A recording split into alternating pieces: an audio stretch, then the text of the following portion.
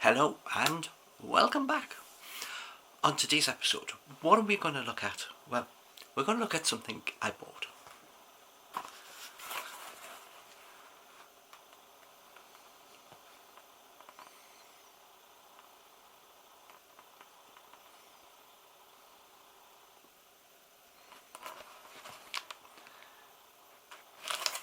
As you see, it came from Amazon.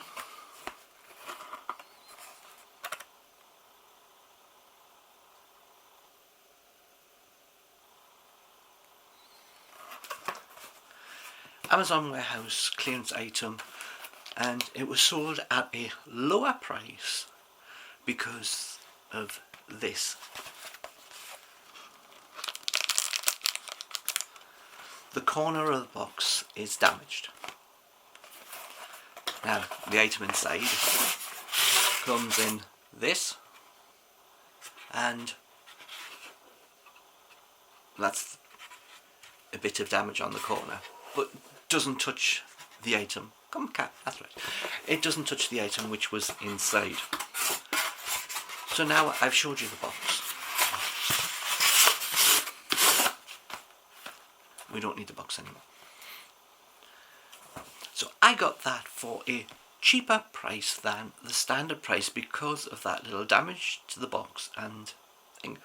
But the item inside isn't damaged at all. And you're wondering, what a tack item is this? As you hear, it rattles, so this keeps it in place. When not being used, you take it out, you extend it, and as soon as it hits the first little notch, you can't then push it back in. So it also has this little bit which you screw onto the edge, which is for breaking windows if you're stuck in the car. But I wanted one which was red to go with whatever I was adding to the car, trying to stick to a red theme, like the headrests, steering wheel cover, shoulder strap things, all on a red theme. So I got this. Now you wonder, why do I need that when your car will only start if you have the key and the keys in the car?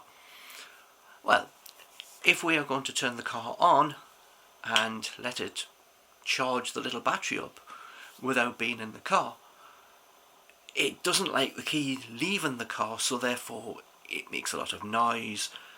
So to leave the key in the car also means that the car is drivable. Not if you put this on the steering wheel, it's not. So the little thing, it extends out. What you can do is you can lock it, take the key out, and then extend it out to where you want, but it won't go back in the other direction. It's the first time I've had one of these locks that it normally, you can only lock once it gets to the hole you want, and then it puts the pin in it to stop it from moving. This one, you can extend it out and keep going until it gets to the end of it, and it doesn't stop you doing that even with the key not in it. So you better make sure you have the key.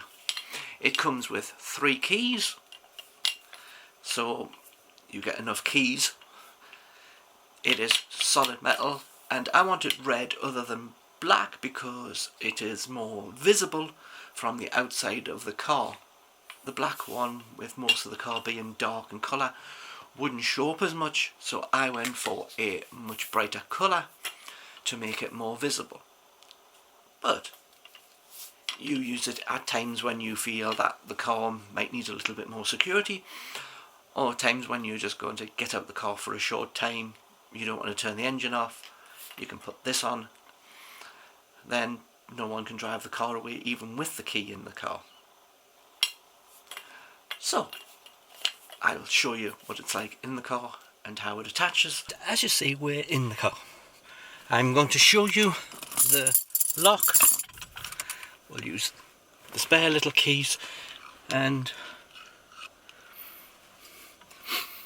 it's actually quite long.